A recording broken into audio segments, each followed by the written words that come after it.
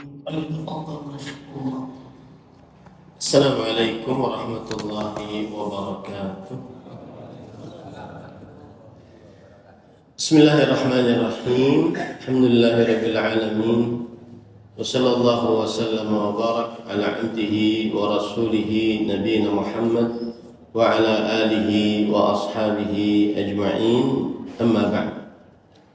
Alhamdulillah, kita bersyukur pada Allah Subhanahu wa taala pada hari ini, hari Jumat, hari yang paling mulia di dalam sepekan, hari raya kaum muslimin setiap pekannya, 8 Rabiul Awal 1448 Hijriah bertepatan dengan 21 Agustus 2026. Kita dimudahkan oleh Allah Subhanahu wa taala untuk duduk bersama di dalam Masjid Al-Mustaqim Jombor Baru, daerah Yogyakarta, istimewa Yogyakarta, dalam sebuah kajian pada subuh dengan tema hidup sekali, hiduplah yang berarti. Tema ini diambilkan dari hadis Nabi Muhammad SAW. Salawat dan salam semoga selalu Allah berikan kepada Nabi kita Muhammad sallallahu alaihi wa ala alihi wasallam, pada keluarga beliau, para sahabat, serta orang-orang yang mengikuti beliau sampai hari kiamat kelak. Dengan nama-nama Allah yang husna dan sifat-sifatnya yang ulia, kita berdoa, Allahumma inna nas'aluka ilman nafi'an wa rizqan tayyiban wa amalan mutaqabbal. Wahai Allah, kami mohon kepada Engkau ilmu yang bermanfaat, rezeki yang baik, dan amal yang diterima. Allahumma amin. Ahibati fillah, afani Allah iyakum, Bapak Ibu, saudara-saudari yang saya cintai karena Allah, jamaah Masjid Al-Mustaqim. Pada kesempatan kali ini saya akan membawakan hadis Rasulullah SAW yang disebutkan oleh Imam Nawawi dalam kitabnya Al-Arba'in Nawawiyah, hadis yang ke-12. Saya bacakan hadisnya. An Abi Hurairah radhiyallahu anhu qala Rasulullah sallallahu alaihi wa alihi wasallam, min husni islamil mar'i tarkuhu ma la ya'ni, rawahu Tirmidzi wa ghairuhu hakadha. Dari Abu Hurairah radhiyallahu anhu, beliau berkata, Rasulullah sallallahu alaihi wasallam bersabda, dari kebaikan keislaman seseorang meninggalkan sesuatu yang tidak bermanfaat untuknya. Hadis riwayat Imam Tirmidzi dan selainnya. Poin pertama dari hadis ini adalah biografi sahabat Nabi yang meriwayatkan hadis ini. Beliau adalah Abu Hurairah radhiyallahu anhu, dan beliau lebih dikenal dengan kunyahnya atau panggilannya dibandingkan nama aslinya. Adapun nama asli beliau adalah Abdurrahman bin Sakhr ad-Dawsi. Nama asli beliau adalah Abdurrahman bin Sakhr ad-Dawsi, dari suku Daus. Daus adalah sebuah kabilah yang berada di negeri Yaman. Dan Abu Hurairah radhiyallahu anhu, beliau adalah sahabat Nabi Muhammad sallallahu alaihi wa alihi wasallam, dan yang memberikan kunyah Abu Hurairah radhiyallahu anhu adalah Rasulullah sallallahu alaihi wa alihi wasallam, disebabkan karena beliau memiliki hirrah. Hirrah artinya kucing kecil. Hirrah artinya kucing kecil. Oleh sebab itulah akhirnya beliau diberikan kunyah dengan Abu Hurairah, diambil dari kata hirrah, karena beliau memelihara kucing kecil. Kemudian beliau berasal dari kabilah Daus di Yaman dan masuk Islam tahun ke-7 Hijriah pada peperangan Khaybar. Nabi Muhammad SAW wafat tahun ke-11 Hijriah, berarti 4 tahun sebelum Nabi Muhammad SAW wafat, beliau baru masuk Islam. Nah, yang jadi permasalahan adalah Abu Hurairah radhiyallahu anhu disebutkan oleh para ahli hadis sebagai aktsarus sahabati riwayatan lil hadis bil ijma'. Sahabat Nabi yang paling banyak meriwayatkan hadis Nabi Muhammad sallallahu alaihi wasallam dengan kesepakatan para ulama ahli hadis. Beliau meriwayatkan sekitar 5.374 hadis. 5.374 hadis. Yang jadi pertanyaan adalah ketika beliau masuk Islam agak terakhir tahun ke-7 Hijriah, ya, berarti Nabi Muhammad SAW sudah berdakwah sekitar 20 tahun. Beliau baru masuk Islam. Tetapi kenapa Abu Hurairah radhiyallahu anhu menjadi sahabat Nabi yang paling banyak meriwayatkan hadis? Jawabannya adalah karena doa dari Nabi Muhammad sallallahu alaihi wasallam. Yaitu Nabi Muhammad sallallahu alaihi wasallam mendoakan bahwa Abu Hurairah radhiyallahu anhu termasuk orang-orang yang apabila mendengar sesuatu maka tidak akan pernah lupa. Nah, ini menunjukkan bagaimana pentingnya doa-doa Nabi Muhammad sallallahu alaihi wasallam. Kemudian juga yang menarik dari Abu Hurairah radhiyallahu anhu adalah beliau termasuk anak yang berperan untuk masuk Islamnya ibundanya. Ibu Abu Hurairah radhiyallahu anhu sering sekali menghina Rasulullah sallallahu alaihi wasallam.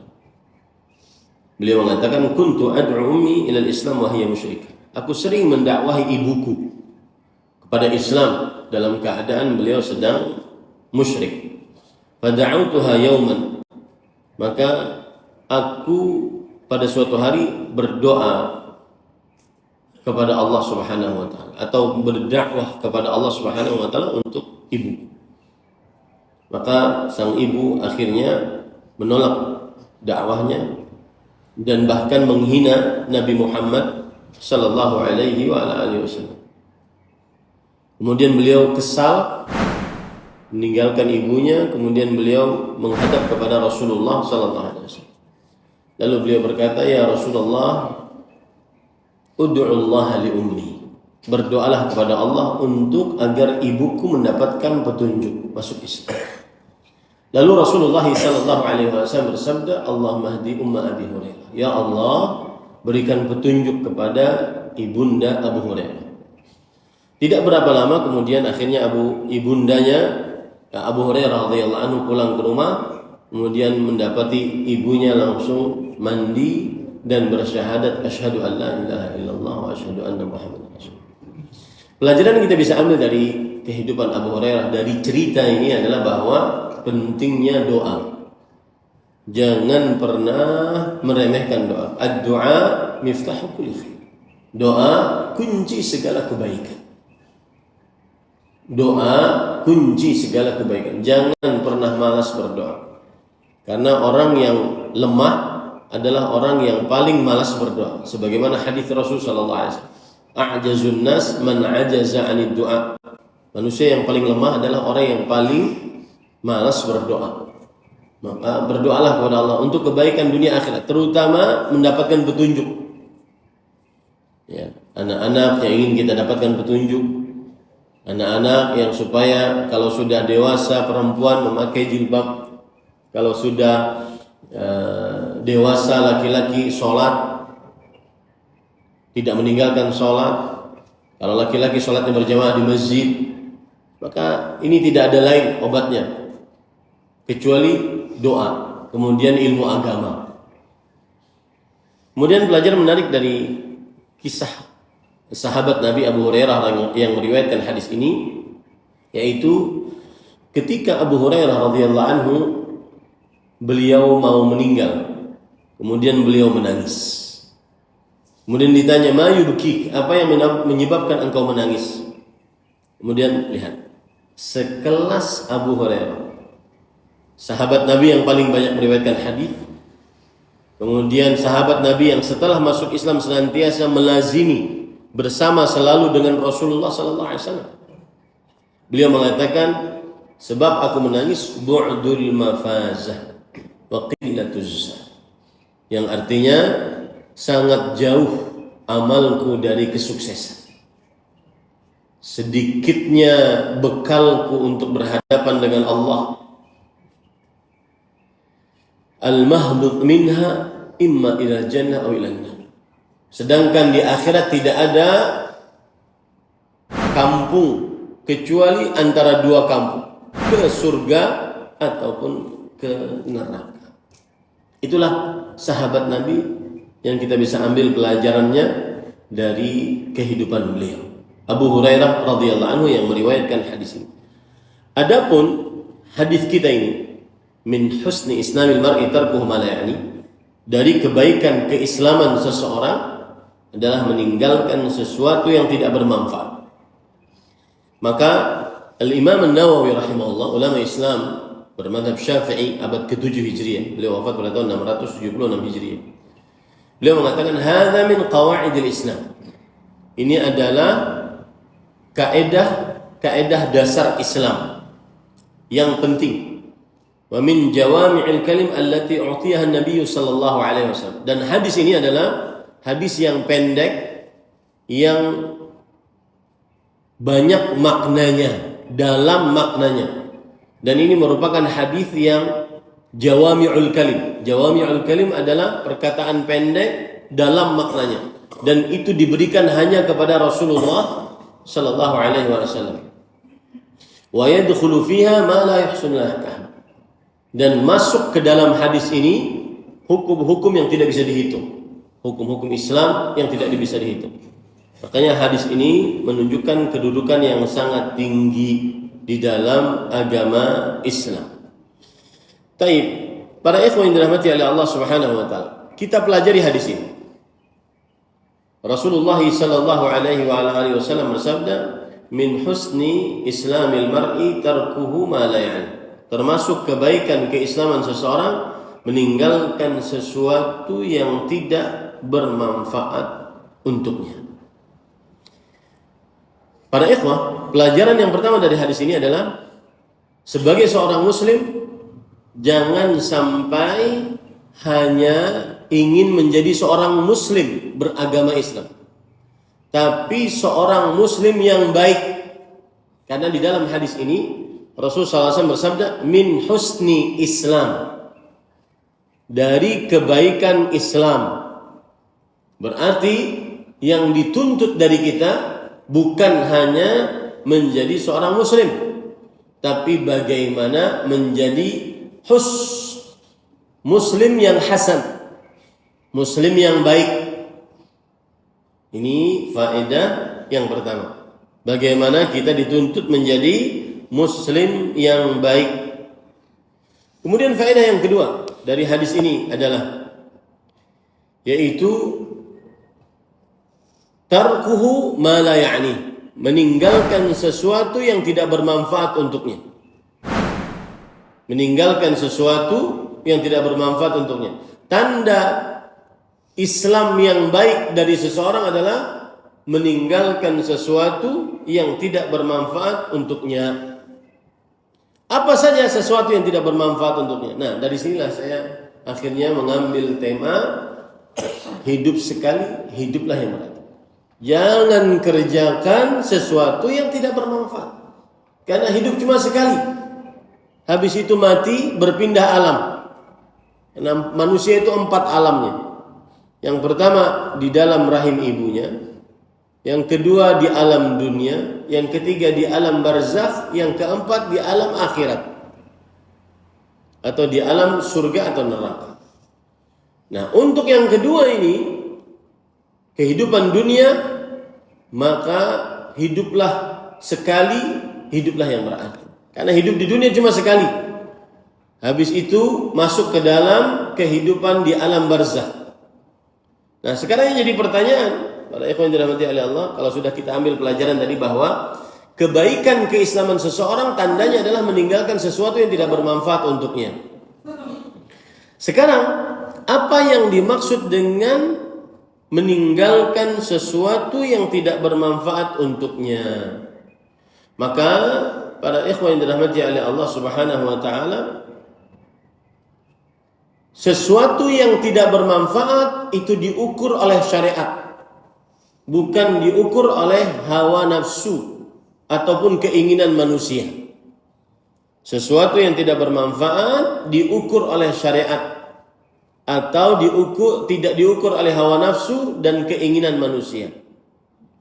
Ini poin yang paling penting, bahwa seseorang meninggalkan sesuatu yang tidak bermanfaat. Apa yang tidak bermanfaat tersebut? Ukurannya adalah akhirat. Ukurannya adalah akhirat. Misalkan dalam perkara dunia, kira-kira kalau seandainya saya kerjakan perkara dunia ini, nanti di akhirat bermanfaat gak untuk kita, untuk saya?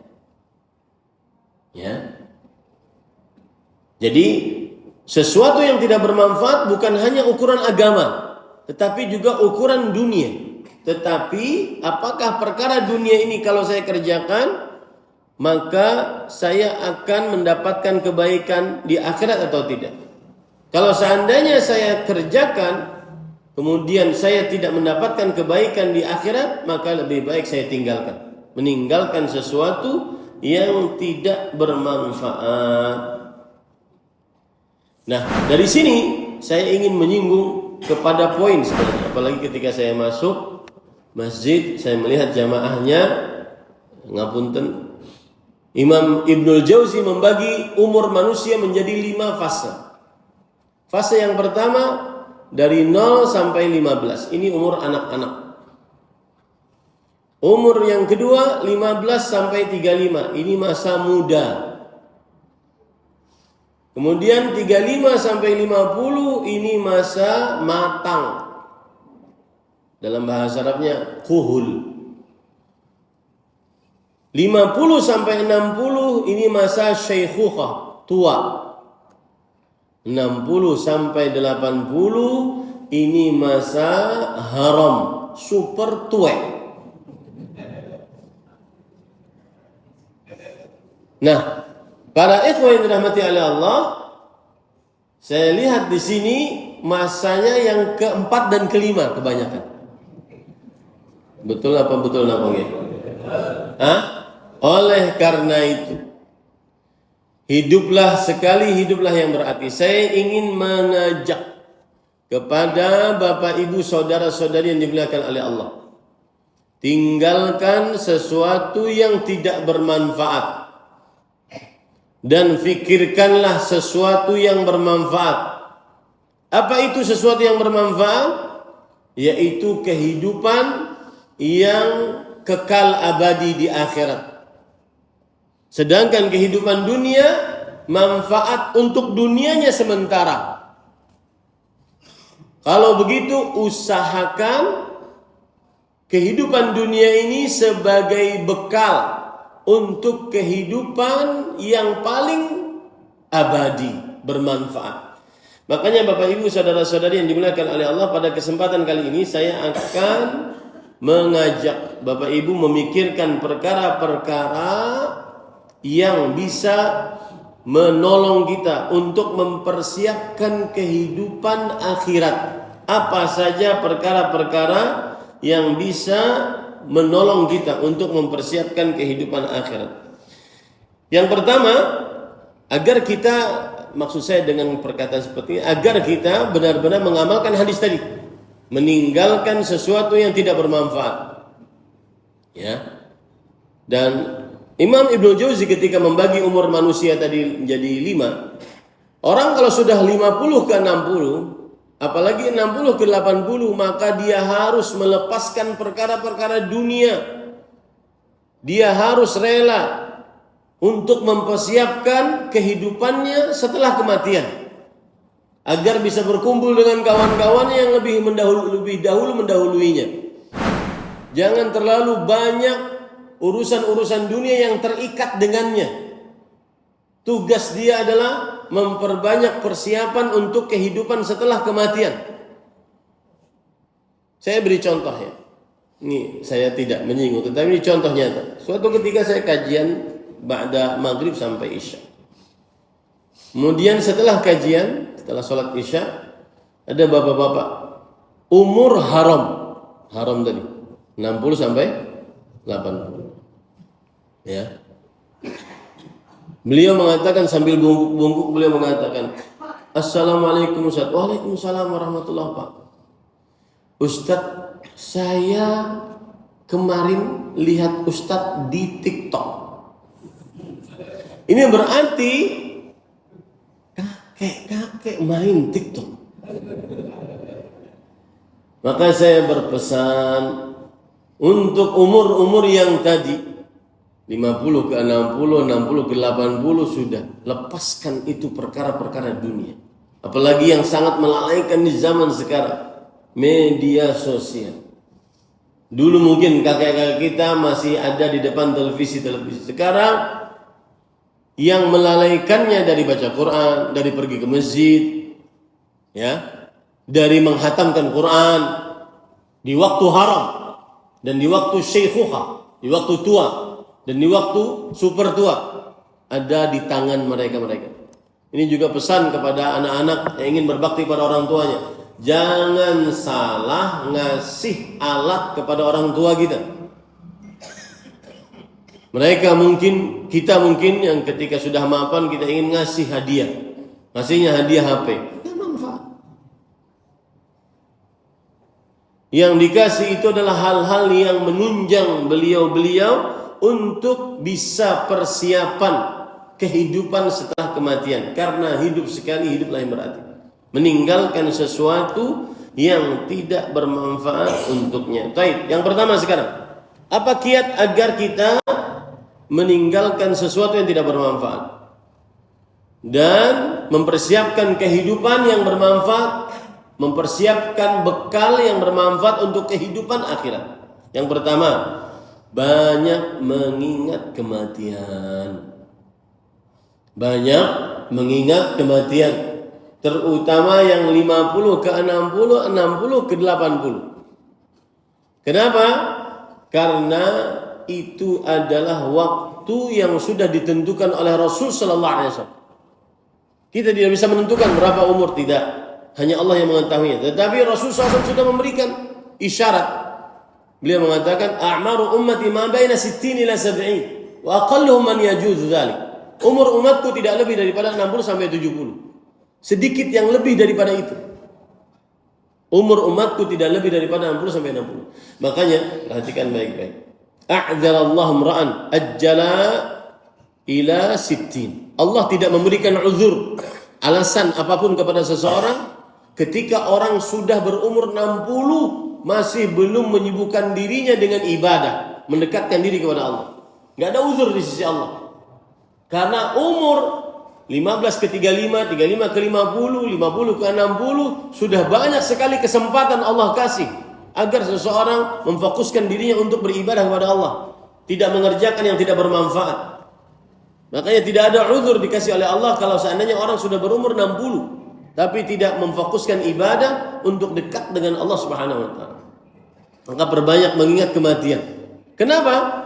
Karena hadis Rasul, "Aktsiru dzikr hazimil ladzat." Perbanyaklah sesuatu yang memutuskan kelezatan, yakni al-maut, yaitu kematian. Kenapa mengingat kematian membuat kita semangat untuk beribadah sehingga buat bekal kita setelah kematian? Jawabannya adalah setelah mati tidak ada masa beramal. Setelah mati tidak ada masa beramal. Bapak-bapak atau adik-adik kelas saya yang ada di masjid ini, saya sekarang tanggal 13 Agustus kemarin 49. Taib. Bapak-bapak yang di bawah umur saya 40-an, 30-an, 20-an, perhatikan baik-baik. Tadi kita membicarakan orang yang berumur 50 ke 60, 60 ke 80. Tapi jangan merasa aman. Yang berumur 40 ke 30, 30 ke 20, jangan merasa aman. Coba perhatikan perkataan menarik dari Maimun bin Mihran rahimahullah, seorang tabi'in. Beliau melihat kepada orang-orang yang sudah syaikhukhah dan haram. Orang-orang yang berumur 50 ke 60, 60 ke 80. Beliau mengatakan, "Ya ma'syara syuyukh, wahai para orang tua, ma yuntadharu az-zar' idza biyadda." Apa yang ditunggu oleh tanaman kalau seandainya sudah memutih? Beliau melihat kepada orang tua. Apa yang ditunggu oleh tanaman kalau seandainya sudah memutih? Maka kata orang-orang tua ini paham maksudnya. Al-hasad, yaitu dipetik tanamannya kalau sudah memutih. Dipetik maksudnya mati. Kalau sudah memutih, itu tanda. Begitulah kehidupan manusia. Kemudian beliau melihat kepada pemuda. Ya ma'syara syabab, wahai para pemuda. I'lam, ingat baik-baik tapinya. Annal afah qad tadkhuluhu az-zar' qabla an yustahsad. Bahwa penyakit bisa masuk ke dalam sebuah tanaman sebelum dia memutih. Penyakit bisa masuk ke dalam sebuah tanaman sebelum dia memutih. Artinya meskipun waktu masih muda, 50 ke bawah, ke 35 ke 15, maka bisa saja kematian mendatangi orang tersebut. Maka harus siap-siap. Dan kadang-kadang kan kita ini yang masih muda, kadang-kadang kalau berkunjung ke rumah kakek, nenek yang sudah rebahan, tidak bisa bergerak apa-apa, coba jujur dalam hati kan, paling sebentar lagi. Isok mati ya. Ternyata dia duluan sebelum kakeknya. Bisa atau tidak? Maka perhatikan dua-duanya.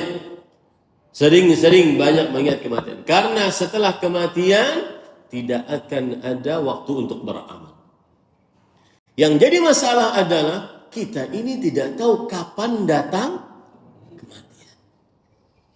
Hanya Allah Subhanahu wa taala yang mengetahuinya.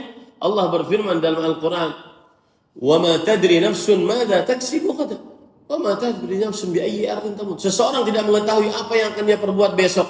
Seseorang tidak mengetahui di mana dia akan mati.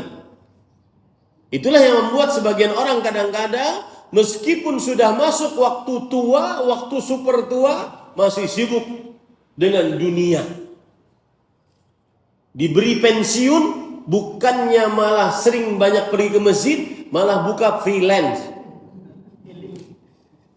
Malah buka kesempatan-kesempatan lain agar bisa bekerja kembali. Yang mana ketika dia bekerja, ketika umur kerja 35 ke 50, 15 ke 35, dia bahkan tidak tahu karpet Masjid Al-Mustaqim warnanya apa, nggak tahu. Karena nggak pernah ke masjid. Giliran diberi waktu pensiun, malah sibuk nyari kerjaan yang lain. Ini hati-hati, ya. Maka ingat kematian. Setelah kematian tidak ada waktu untuk beramal. Yang kedua, ingat kuburan dan kehancuran yang ada di dalamnya. Utsman bin Affan radhiyallahu anhu diceritakan oleh Hani Maula Utsman bahwasanya suatu ketika Utsman bin Affan radhiyallahu anhu, manusia ketiga terbaik setelah para rasul, para nabi, Abu Bakar, Umar, kemudian Utsman bin Affan. Beliau berdiri di sisi kuburan, kemudian beliau menangis sampai jenggotnya basah. Kemudian beliau ditanya, "Tadhkurul jannata wan nar la tabki wa takfin hadha?" Engkau mengingatkan kepada kita tentang surga dan neraka, tidak menangis. Kenapa engkau melihat kuburan menangis? Maka Utsman bin Affan mengatakan, "Sami'tu Rasulullah sallallahu alaihi wasallam yaqul." Aku mendengar Rasulullah sallallahu alaihi wasallam bersabda, "Innal qabra awwalu manazil akhir." Kuburan itu tempat singgah pertama dari tempat-tempat singgah akhirat. Kuburan tempat singgah pertama akhirat. Man naja minhu fama ba'dahu aisar min. Yang selamat dikubur, maka fase-fase setelahnya lebih mudah. Wa illam yanju minhu fama ba'dahu aisar min. Yang tidak selamat dikubur, maka fase-fase akhirat, kehidupan akhirat setelahnya, maka lebih sulit. Hati-hati. Makanya perhatikan amalan-amalan yang menyelamatkan seseorang dari siksa kubur. Ingat kuburan dan kehancuran di dalamnya. Pak, kalau orang di dalam kubur itu pertama kali dia dimasukkan, maka Allah akan memberlakukan semuanya, siapapun dia. Kuburannya akan disempitkan sampai di dalam hadis disebutkan hatta takhtalifa adla'. Tulang belulang ini akan dijadikan satu. Baru kalau dia beriman, maka dia akan dilapangkan kembali kuburannya. Maka ini keadaan kuburan yang sangat mengerikan. Bapak Ibu saudara-saudari yang dimuliakan oleh Allah Subhanahu wa taala. Makanya Rasul sallallahu alaihi wasallam mengatakan, "Ma ra'aitu manzaran qad afdha'a min al-qabr." Aku tidak pernah melihat pemandangan yang paling mengerikan dibandingkan kuburan. Dimasukkan dalam kubur, kemudian orang-orang pulang, didatangi oleh dua malaikat yang tidak bisa menjawab, maka akan dipukul dengan martil di tengah-tengah kepalanya, di antara dua telinganya. Yang mana pukulan tersebut akibatnya seseorang akan hancur jadi debu. Subhanallah. Hati-hati para ikhwan yang dirahmati. Ini yang membuat kita hidup sekali hiduplah yang berarti. Di zaman sekarang Pak, banyak sekali hal-hal yang melalaikan kita. Di antaranya dua makhluk ini. Kalau seandainya habis subuh, ada mushaf di samping, ada HP di samping. Ini kalau mushaf, baca mushaf langsung nguap. A'udzubillah, mata berlinang air mata. Itu huruf di Quran, mushafnya goyang-goyang hurufnya. Enggak selesai. HP kalau giliran membuka HP, buka media sosial, berita, politik apalagi, dan seterusnya, maka bisa berjam-jam dan tidak terasa. Maka hati-hati. Agar semangat untuk membaca Quran, persiapkan diri bekal kehidupan setelah kematian, maka ingat kuburan, bahwa kita semua akan dikubur dan kemudian akan mendapatkan kehancuran di kubur. Rasulullah sallallahu alaihi wasallam bersabda, "Ma syai'un minal insan illa bali." Tidak ada sesuatu apapun dari manusia kalau sudah dikubur kecuali akan hancur. Illa ajbuz zanab, kecuali satu tulang ekor saja yang tersisa. Wa minhu yurakkabu yaumal qiyamah. Dan nanti pada hari kiamat akan turun hujan seperti air mani mengena kepada tulang tersebut, kemudian dibuat lagi oleh Allah Subhanahu wa taala manusia seperti sedia kala. Ingat kuburan, Pak. Kalau sedang lemah iman, kalau sedang malas, coba ziarah kubur. Agar kita tahu bahwasanya tempat kita itu nanti cuma 1,5 meter kali 2,5 meter, dalamnya 5 meter. Itu saja. Dan tidak bawa apa-apa. Tidak bawa apa-apa kecuali cuma 2 kain kapak. Ini. Kemudian yang ketiga. Yang ketiga adalah pendek angan-angan agar bisa persiapan untuk kehidupan setelah kematian. Jangan terlalu panjang, Pak, nanti saya tahun ini akan begini, tahun ini akan begini, usaha akan begini dan seterusnya. Besok mati. Pendek angan-angan. Rasul sallallahu alaihi wasallam pernah menulis seperti ini. Saya ingin gambarkan. Pernah menulis seperti ini para ikhwan yang dirahmati oleh Allah Subhanahu wa taala. Ini gambarnya. Ya. Kemudian beliau mengatakan begini. Dan ini ditulis dalam kitab-kitab para ulama. Nah, para ulama, enggak usah. Oh ya. Perhatikan baik-baik pada ikhwan yang dirahmati oleh Allah Subhanahu wa taala. Beliau mengatakan hadza ajalul insan. Ini adalah ajal manusia. Ini adalah ajal manusia. Ini keinginannya, lihat nih. Ini keinginannya. Keinginannya lewat, terlalu panjang keinginannya. Lewat daripada ajalnya. Dan inilah hal-hal yang menimpa manusia. Inilah hal-hal yang menimpa manusia. Dari sakit, dari sembuh penyakit, dari kaya, dari miskin, musibah, nikmatan dan seterusnya. Dari sini kita ambil pelajaran bahwasanya manusia itu memang kebiasaannya terlalu panjang keinginannya. Tapi ingat baik-baik bahwa ini ajal manusia sudah ditentukan oleh Allah Subhanahu wa taala. Maka jangan terlalu panjang keinginan kecuali untuk ingin akhirat. Jangan terlalu panjang keinginan dunia kecuali untuk keinginan akhirat. Lihat Rasul sallallahu alaihi wasallam bersabda dalam hadis riwayat Tirmidzi, "Idza sa'altumullaha fas'aluhu al-firdaus, innaha 'alal jannah." Jika kalian minta kepada Allah, mintalah surga Firdaus. Sesungguhnya dialah surga yang paling tinggi. Wa awsatul jannah, dan paling megah. Maka kalau ingin berangan-angan, bercita-cita, cita-citalah yang tinggi untuk kehidupan akhirat.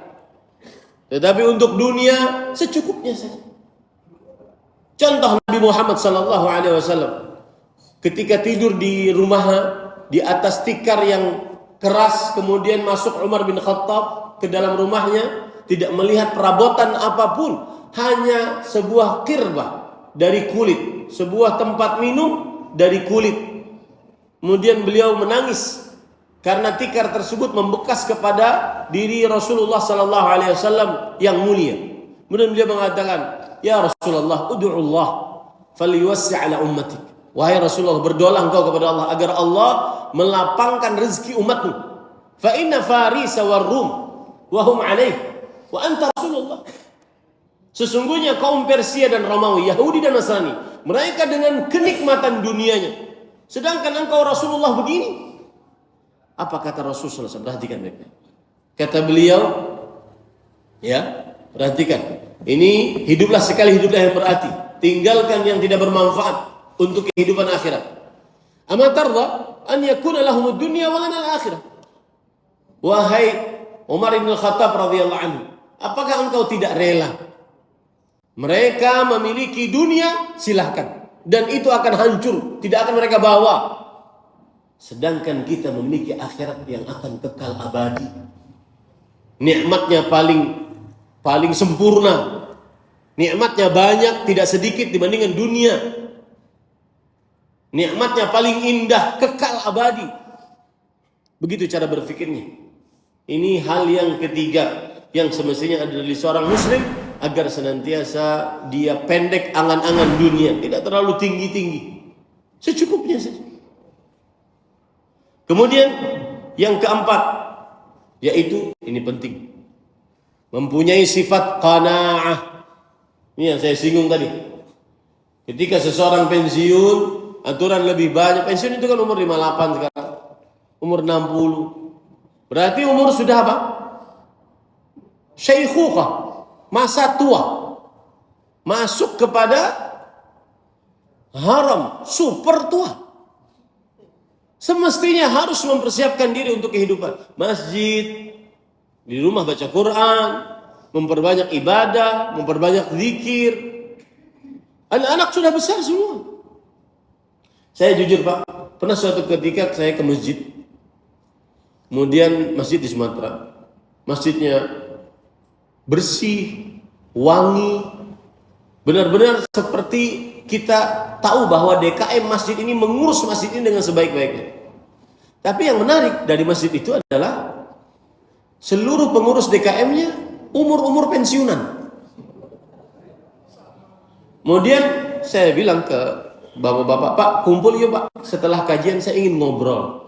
Ini kenapa DKM masjidnya semuanya umur pensiunan? Yang pemudanya kemana?" "Ustaz, kami ini para lelaki yang sudah tidak diharapkan lagi keberadaannya di rumah."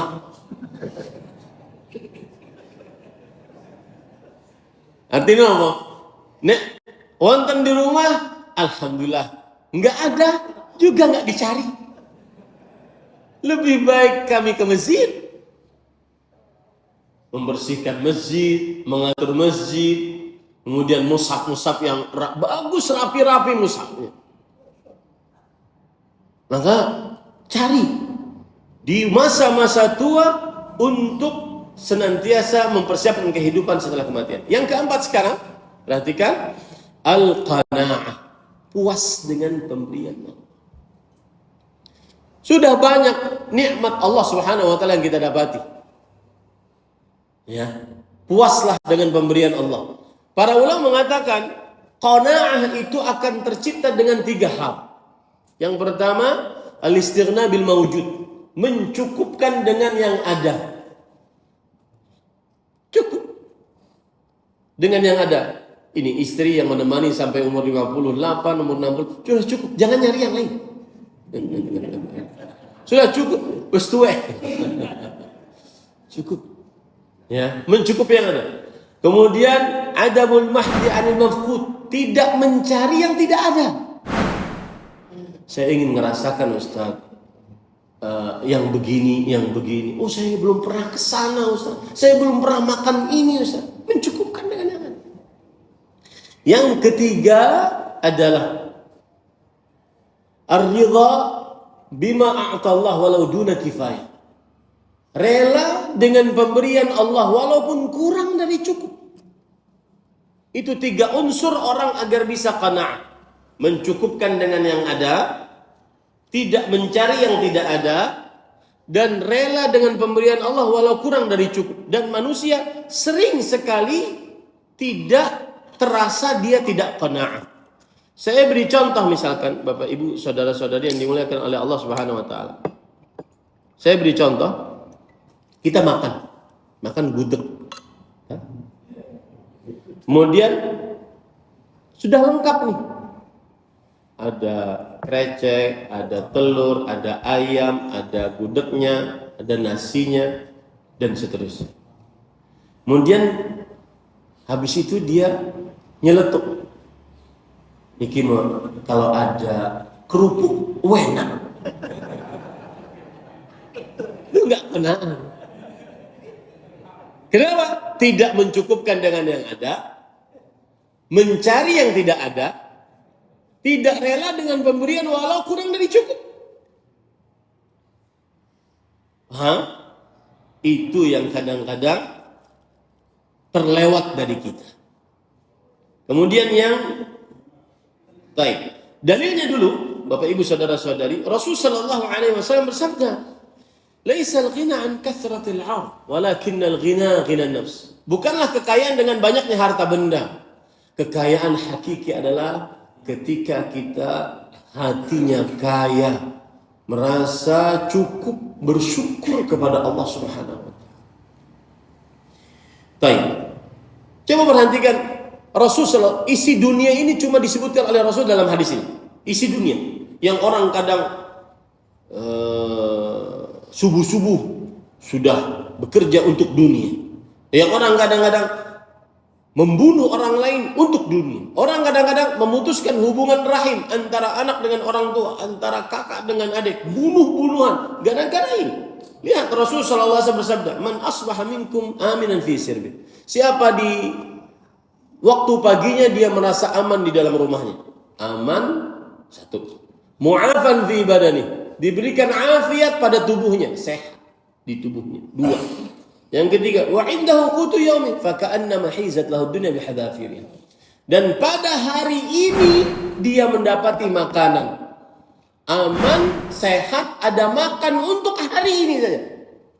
Maka seakan-akan dia memiliki dunia dan seisi. Mau rumah megah, mobil mewah, harta bertumpuk ruah. Ada orang punya rumah di atas 1000 meter persegi. Kolam renangnya 5. Nanti mau ngapain?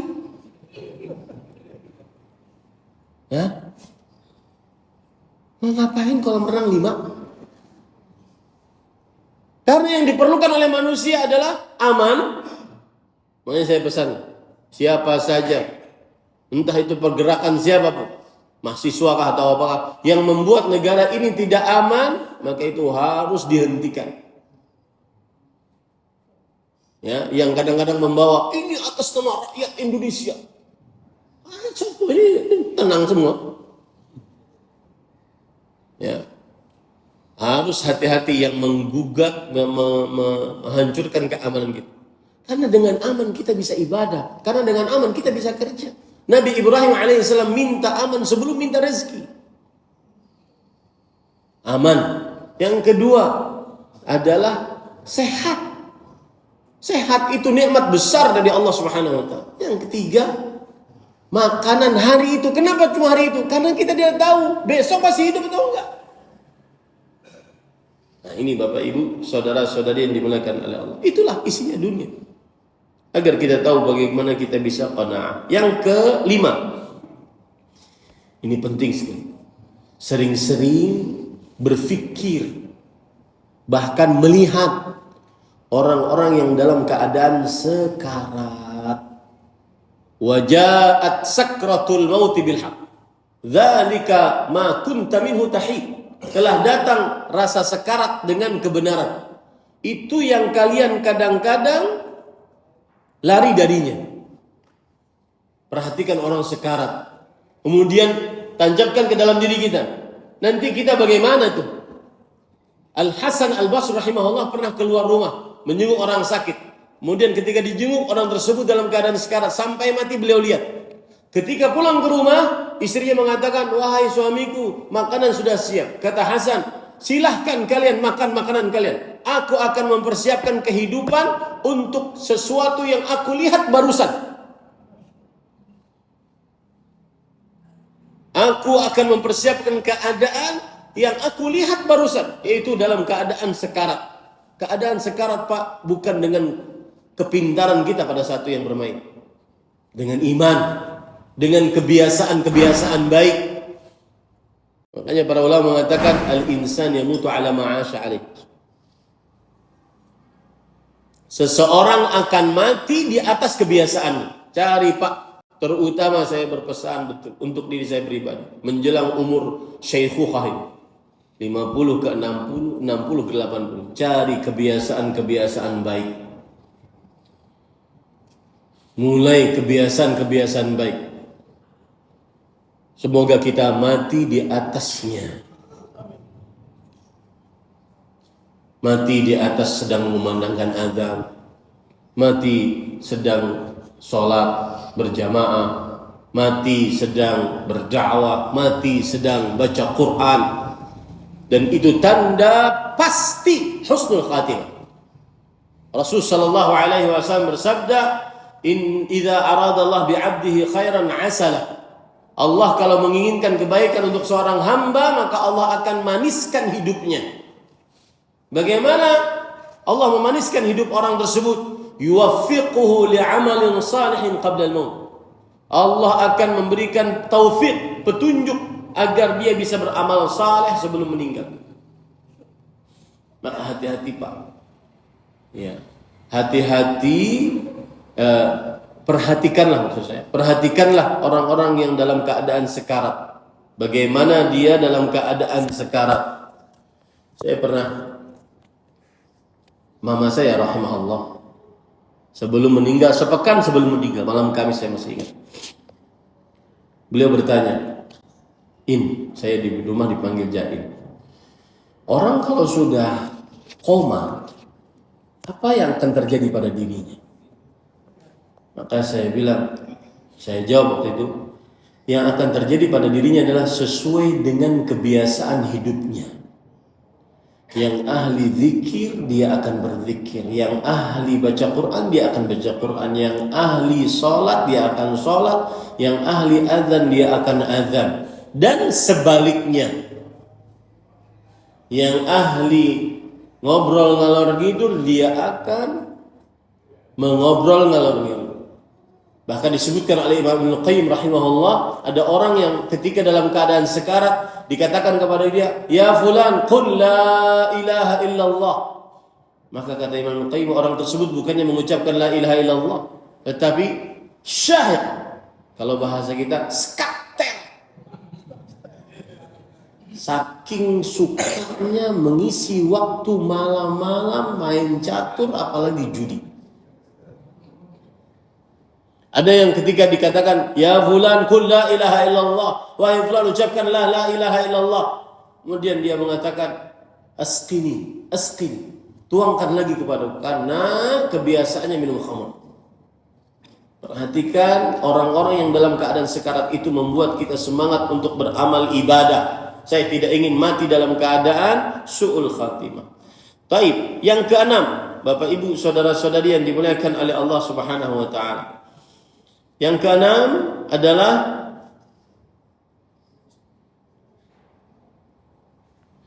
memperhatikan saat jenazah diangkat di atas pundak orang-orang yang mengangkatnya. Memperhatikan saat jenazah dimulai dari dimandikan, dikafani, disolati, kemudian dikuburkan, dan saat mau dikuburkan diangkat jenazahnya, maka perhatikan itu baik-baik. Kemudian renungkan itu baik-baik. Saya nanti ketika dimandikan bagaimana, dalam keadaan bagaimana, sedang ngapain. Kemudian dikafani, kemudian disolati, lalu diangkat jenazahnya. Maka ini semua adalah membuat kita semangat untuk beramal ibadah.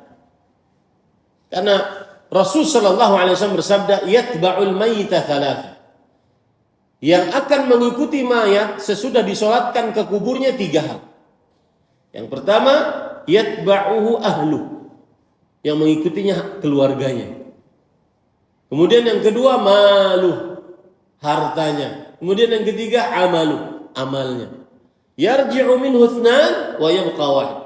Nomor 1 dan 2, keluarga dan harta akan pulang. Rumahnya, mobilnya yang akan mengantarnya ke kuburan. Kemudian keluarganya, istrinya yang akan mengantarnya ke kuburan akan pulang. Tidak mau tidur di samping kuburannya. Nyamuk. Ya, pulang pasti. Nangis paling sehari, 2 hari, 3 hari. Selesai, habis itu mengerjakan pekerjaan-pekerjaan lainnya dari pekerjaan dunia. Yang tersisa hanya cuma amal. Ingat itu baik-baik. Pemandian jenazah, pemandangan pengkafanan jenazah, pemandangan pensolatan jenazah, pemandangan jenazah mau dikuburkan. Itu akan membuat seseorang akan beramal ibadah. Semangat untuk beramal ibadah kepada Allah Subhanahu wa taala. Kemudian selanjutnya, Bapak Ibu saudara-saudari yang dimuliakan oleh Allah, kembali kita kepada kuburan tadi. Ingatlah tentang nikmat dan siksa kubur. Ingat tentang nikmat dan siksa kubur.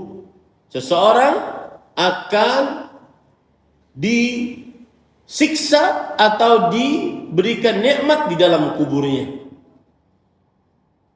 Maka mengingat ini, seseorang akan semangat untuk beramal ibadah. Coba bayangkan Pak, bayangkan hadis ini. Ada orang disuruh berbaring, kemudian di sini kepalanya, di sini ada orang berdiri sambil mengangkat batu. Ini hadis sahih riwayat Bukhari. Sambil mengangkat batu, kemudian batu tersebut dia lemparkan ke kepala orang yang berbaring tadi. Kepala tersebut hancur. Batu tersebut menggelinding ke sana kemari. Yang melempar tadi mengikuti si batu. Tidaklah yang melempar tadi kembali kecuali dalam keadaan yang dilempar tadi sudah kembali kepalanya seperti semula. Dilempar lagi, hancur lagi, diikuti lagi gelindingan batunya.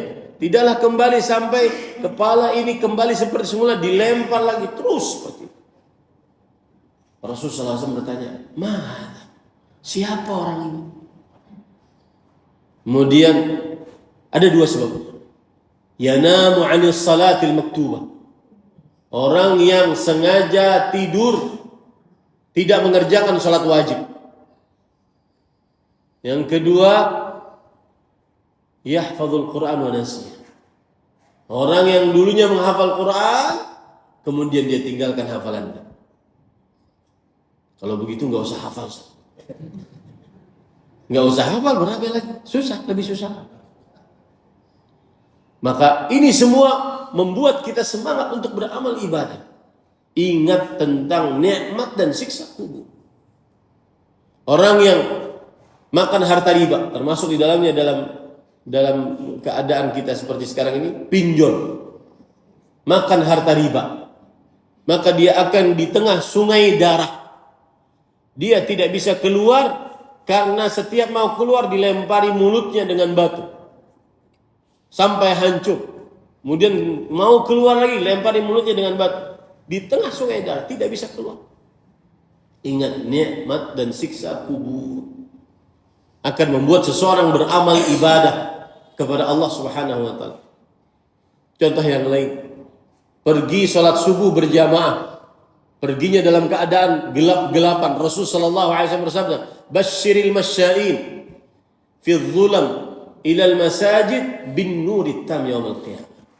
Berikan kabar gembira kepada orang-orang yang berjalan di kegelapan-kegelapan menuju masjid-masjid akan mendapatkan cahaya pada hari kiamat. Kuburannya akan diberikan cahaya, berjalan di atas sirat akan diberikan cahaya oleh Allah Subhanahu wa taala.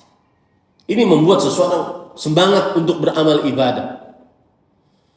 Kemudian selanjutnya Bapak Ibu saudara-saudari yang dimuliakan oleh Allah Subhanahu wa taala, termasuk daripada yang membuat kita semangat untuk beramal ibadah yang terakhir, karena sudah waktu habis, yaitu hendaknya seseorang meminta agar mati dalam keadaan husnul khatimah. Wallahi Pak, tidak ada nikmat yang lebih besar yang pernah Allah berikan kepada seorang hamba di dunia selain husnul khatimah. Orang boleh kaya, hidupnya mewah, berlebih, mau naik transportasi apa saja dia bisa, mau pergi kemana saja dia bisa, makan minuman apa saja dia bisa, berpakaian jenis apapun dia bisa, mahal seapapun dia bisa. Tetapi semua nikmat tersebut kalau dia tidak dapat husnul khatimah, maka dia tidak akan pernah mendapatkan nikmat paling terbesar yang pernah Allah berikan kepada seorang hamba, yaitu husnul khatimah. Perhatikan baik-baik Bapak Ibu saudara-saudari yang dimuliakan oleh Allah Subhanahu wa taala. Hendaknya seseorang memikirkan apakah saya akan mati dalam keadaan husnul khatimah. Lihat cerita menarik. Imam Ahmad ketika dalam keadaan sekarat, beliau didatangi oleh iblis, oleh syaitan. Kemudian iblis mengatakan, "Futtani ya Ahmad." Wahai Ahmad, engkau selamat dariku. Engkau selamat dariku. Kemudian Imam Ahmad mengatakan, la ba'du. Anaknya yang tidak tahu apa-apa di sampingnya, karena itu dalam keadaan sekarat. Anaknya yang tidak tahu apa-apa di sampingnya ketika bapaknya sudah mulai reda, beliau berkata, "Wahai bapakku, apa yang kau ucapkan tadi? Kenapa engkau mengucapkan belum? Sekarang belum." Maka kata Imam Ahmad, lihat perhatikan, gentingnya keadaan saat pencabutan nyawa, jangan main-main. Tadi dalam keadaan aku kritis didatangi oleh syaitan. Kemudian syaitan mengatakan kepadaku, engkau sudah selamat dariku wahai Imam Ahmad. Kemudian aku berkata kepadanya, belum waktunya. Seseorang tidak akan pernah merasa aman dari syaitan sampai kedua telapak kakinya masuk ke dalam surganya Allah SWT. Maka hati-hati dalam keadaan seseorang di akhir hidup. Jangan pernah aman ketika seorang pergi kemanapun. Terutama saya berpesan, kalau sudah umur syaikhukah, tua tadi, 50 ke 60, 60 ke 80. Kadang-kadang anak-anak kita ini kan ingin berbakti, ngajak orang tuanya ke Eropa, ngajak orang tuanya kemana. Maka perhatikan baik-baik. Rasulullah SAW bersabda, "Innallaha idza arada qabda ruha 'abdin bi ardin ja'ala lahu fiha hajah." Allah jika menginginkan untuk mencabut nyawa seorang hamba di sebuah tempat, Allah akan jadikan hamba tersebut punya hajat di tempat tersebut. Alangkah indahnya ketika kita melangkahkan kaki ke Masjidil Nabawi atau ke Masjidil Haram atau ke tanah suci dan mati di sana. Semoga yang disampaikan bermanfaat. Mudah-mudahan kita dikuatkan dalam iman, Mudah-mudahan kita diberikan istiqamah di dalam ketakwaan. Mudah-mudahan kita diberikan husnul khatimah. Apa yang baca dari Allah Subhanahu wa taala. Terima kasih atas perhatiannya. Jazakumullahu khairan. Saya kembalikan kepada pembawa acara. Sallallahu alaihi Muhammad walhamdulillahirabbil alamin. Wassalamualaikum warahmatullahi wabarakatuh.